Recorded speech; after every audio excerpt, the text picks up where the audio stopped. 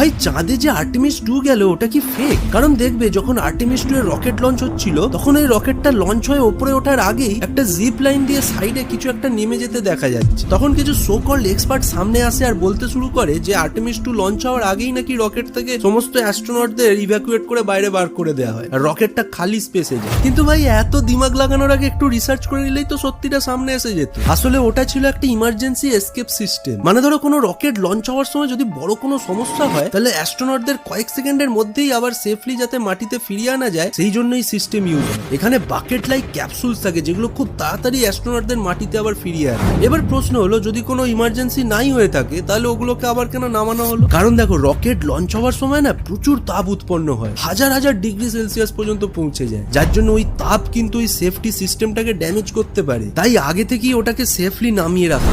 আর সব থেকে বড় এখন তো অ্যাস্ট্রোনটসরাও ফিরে এসেছে সেফলি। তাহলে তারপরেও যদি কেউ বলে যে মিশনটা ফেক তাহলে প্রবলেম সায়েন্সে নয় তোমার। সকল প্রশংসা আল্লাহর জন্য।